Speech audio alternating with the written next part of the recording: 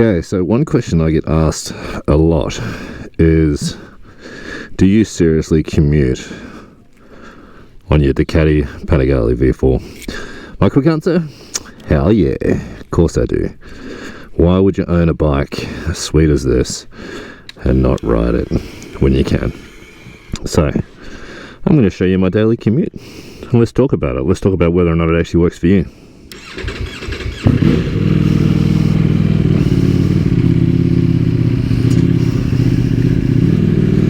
So I'll just let it warm up for a few secs. I feel sorry for my neighbours every morning when I start. But that's a lie, actually. I only commute 2 to 3 days a week. That's probably about to change.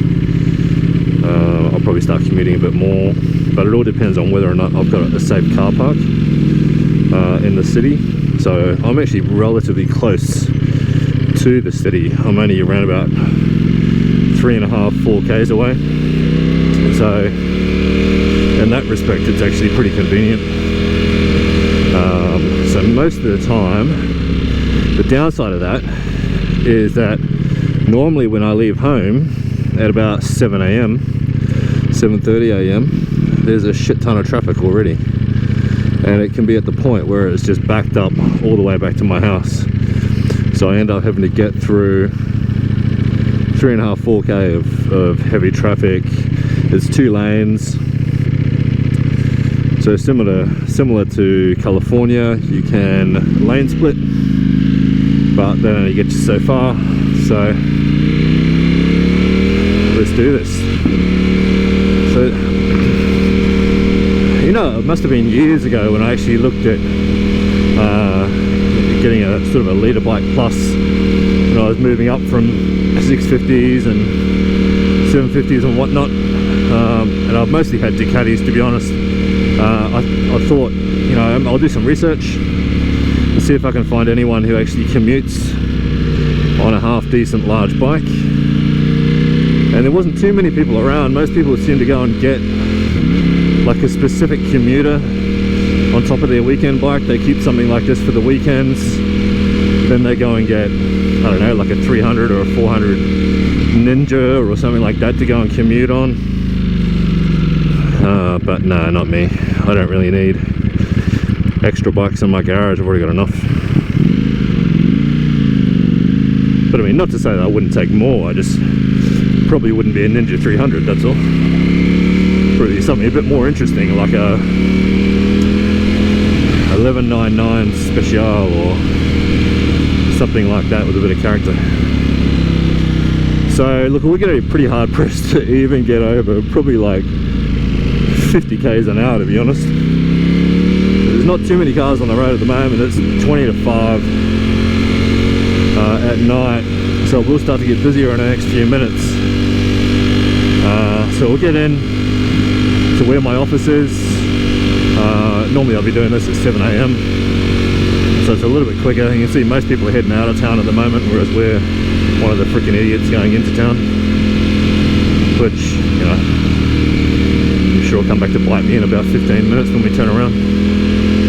So on a really good day, like when there's no traffic, I can get into work in door to door in 7 minutes. Obviously to the police it's 27 minutes, but 7 minutes, yeah, sure. It'd be probably hard pressed to get out of second gear, to be honest. So quite a lot of this is going to be in first. Traffic in front of me is already starting to slow down a bit. I'm starting to get a few red lights, tail lights, which tells me we're going to get a bit of traffic. This idiot's about to cut me off. Everyone jumps in front of buses here because they're ignorant pricks. Volvo still has his blinker on. What are you doing, Volvo? You know, I guess you are a Volvo driver, I suppose. So in Australia, you can lane split up to, I think it's 30 k's an hour. Most people take the piss out of that, so it's most people just do what's safe. But you know, take your life in your own hands, I suppose. Conveniently for me, there's an ambulance right in front, so you know, I don't know if that's a bad omen. Maybe it is. Try not to get squished at the front here. come all the way forward. It's pretty good, pretty handy. There's not too many countries that do that apparently. Like I know California, not a country but a state in the US, I know you can lane split there. I only know that from watching other people's ride videos. I think I watched a video with, who was it? Oh, Jarrett Campese or 650 Eve or someone. And they were cruising over there and they were all like, wow, shit, you can lane split. It's just life. Yeah, look at this, see? Here's me, the stupid Kiwi, cruising into town, and every other smart bugger going home after a hard day's work. But you know, it is what it is. Felt like going for a cruise and giving you guys a rundown on that. So far, the bike itself, like I haven't got out a second. I try not to get into first too much because it is quite lumpy in first. Like it is a lot smoother than the old twins. So I've had, you know, 848 Evos and Superbike twins before, and they were just a real bitch to commute on, to be honest. They were fun, but they were hard on your wrists, hard on your lower back, and really, really hard on a hot day, pumping out heat, just sitting right in the middle of smack bang traffic. Especially if you can't filter because some idiot's blocked you off. You just sit there and cook your balls, and that's not great. But if you don't want kids, that's life. So you can see the city right there, not far off. Be in there in a matter of another minute or two. Like I said, I'm pretty close to the city, so I'm pretty blessed with that. Oh, thank you Mazda for moving to the right. You're a legend. Must own a motorbike. I like to give it a few little revs as I come down through the gap, just in case there's any dickheads that want to open their door and throw a smoke at me or something. I'll have to slap the fun out of them. No, I won't really. You probably can't see much because of that bloody sun. It's right in your freaking eyes. Wow, look at this dude. He is so slow. I don't know if he's drunk or what, but he was smashed.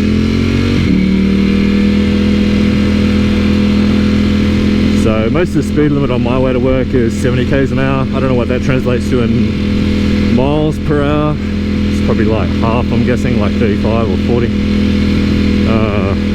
And typically, is that a dog or a rat? And typically, yeah, most people won't even get over about 40 in the morning.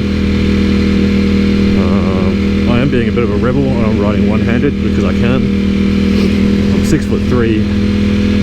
I'm pretty heavy, so sometimes my wrists do feel a little bit. This guy's a speed demon. There's actually a speed camera here at about 100 meters, so he'll probably get pinged. Maybe he doesn't know. He's missing a tail light too. Anyway, the speed camera right there. Oh shit! Talk about speed camera. I'll just slow down myself. So we're almost there. That's the city. Yoo-hoo! Brisbane City. Look at this. 20 to 5 and the sun is still shining. This is Queensland for you. Queenslander. This is Story Bridge. To go over this every day. About every 20 meters on this freaking bridge there's one of these expansion joints. See that? And it's just a metal joint and a concrete bridge which was built like freaking 500 years ago. First settlers in America, sorry, not America, Australia. No, it's not that old, but it's quite bumpy, especially on the V4 with the hard suspension. And yeah, it's a nice bridge though. They light it up at night. It's like green and red and whatever colours they feel happy about that day. Whatever visiting dignitaries are in town. Make it look like a Japanese flag or, you know, whatever. That's the Brisbane River, just there. Something just flew into me, I don't know what it was.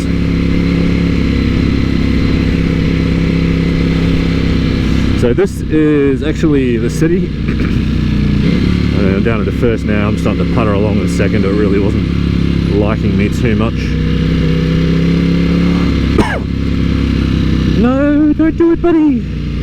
Whoa, look at that. Just made it around that corner alive.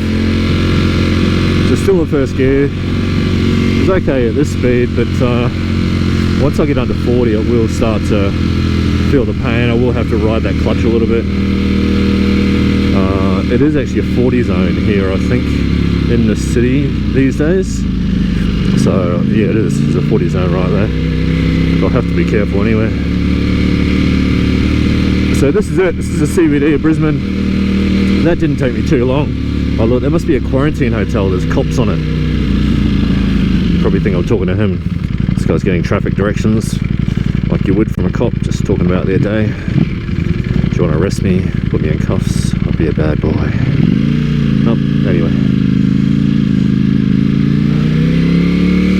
So we're going to turn around up here because my office is just up here.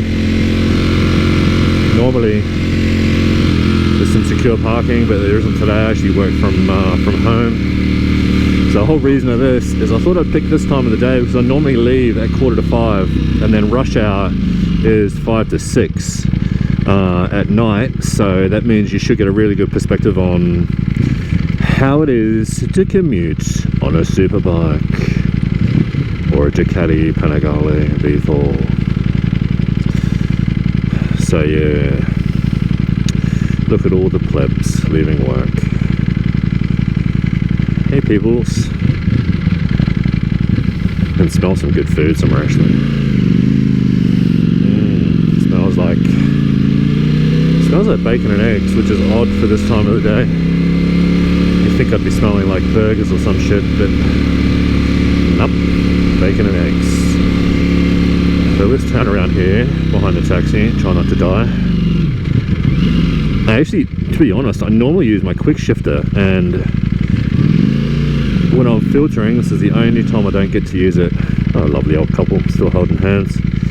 At about 80 years old, that's something to be respected. So yeah, this is the one time where I have to clutch it, and I'm not a massive fan of using a clutch. So anyone who's ever had a really good quick shifter and then they have to actually start using their clutch, you're gonna feel my pain. You know what I'm talking about. I mean, I must have owned, God, how many bikes I owned that didn't even have quick shifters, and I just thought, wow, what's one of those gizmos? I'd love to have one. Not realizing what the world of quick shifters does to your left hand. Just makes it lazy.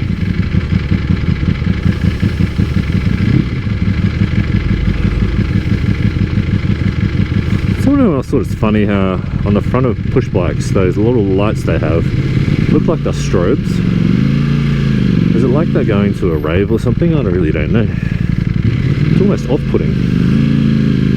Yeah, see, this is quite, it's just pretty much just clutch the whole way around that corner. Heavy clutch. God knows how we don't burn out clutches and Ducatis. Obviously they're wet clutches, but yeah, first gear, nowhere near touching second. Nowhere near it. So now we're going to turn around. We're basically heading as though I was leaving my office, and we will hopefully be home relatively shortly, but I can guarantee we're going to hit a heap of traffic, and then I'm going to start ranting like an old man with Alzheimer's that can't get an erection. Anyway.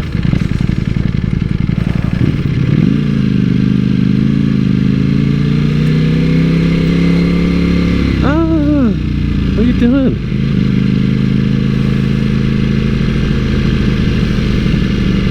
It's this really cool little tunnel just up here that actually goes under the road. We're going to do it, we're going to take it, but it's really cool on the downshift.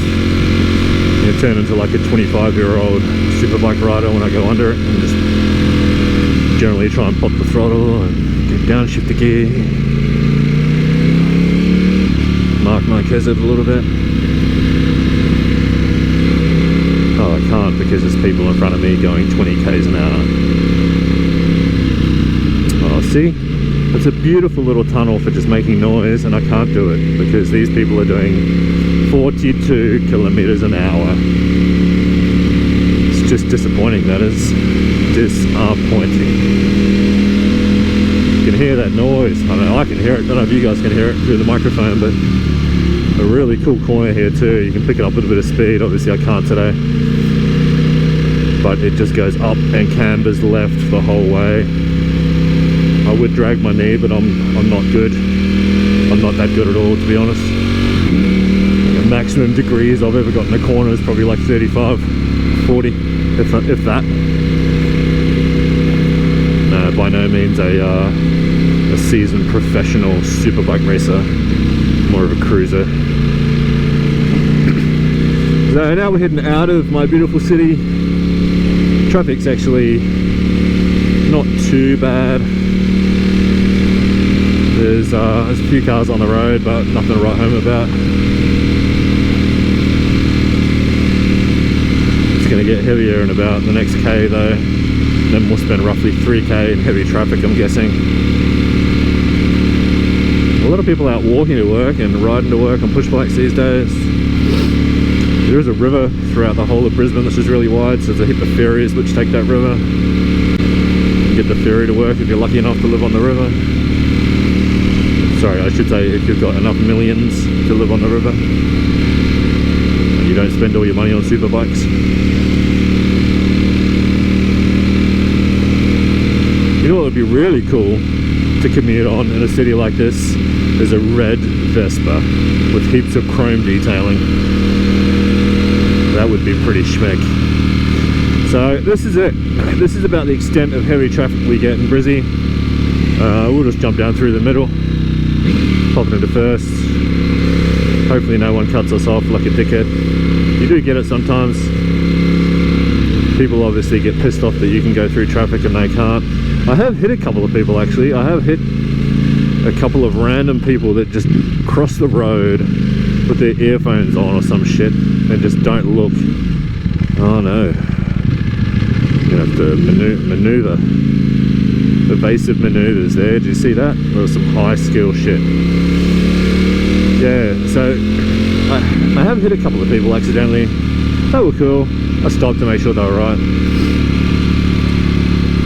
They learned their lesson. I hit a bus once. That was fun. In the wet, just went sideways with my 848 Evo into the back of a bus. No scratches, nothing. Perfect. Best crash I've ever had. FBI. Oh, flooring, bathrooms and interiors. It's not what I thought it was. Female body inspector. Nope. That's what FBI stands for, doesn't it?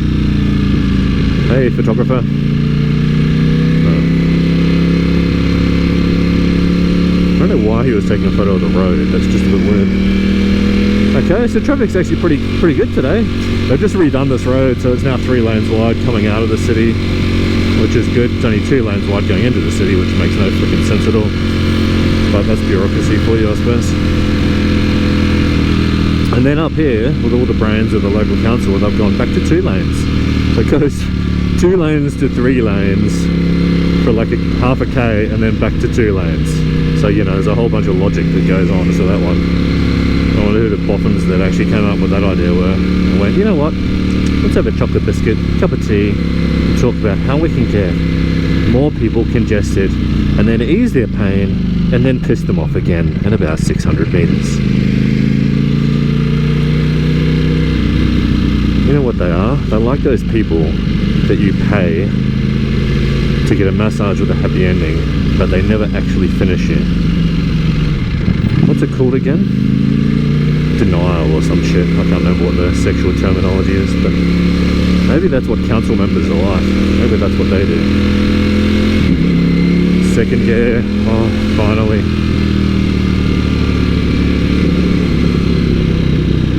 So yeah, you don't want to get over 30 k's an hour when you're filtering. Can get a bit risque. Try and stay under that if you can. Obviously, if you're stuck between a couple of cars and you need to accelerate, then yeah, just get out of a dangerous situation, or a potentially dangerous situation. Yeah, we're down to like 32 k's an hour now. My clutch is pretty much fully in. I'm riding the crap out of my clutch. These cars aren't going anywhere for some strange reason. And that's the beauty of Australia, how you can actually filter and get to the front, just get back to 60 k's an hour. I think this is a 70 zone coming up, so it's pretty sweet, I must say. So look, in answer to the question am I crazy for commuting on a Panigale? I'd say in a city of 2.5 million people, which is Brisbane, with 4, maybe 5 main roads coming into and out of the city, and this is considered one of those main roads, I'm probably borderline crazy, but I'm not completely nuts. So I think I'm the only person I know that actually commutes on one of these. Most of my friends own 2 or 3 other bikes that they use for commuting on top of their superbikes, whatever their superbikes are. I mean, my neighbour has a fully worked R1. He leaves the house on every morning, wakes all his neighbourhood up. But I mean, that's probably a slightly better at lower revs than this is.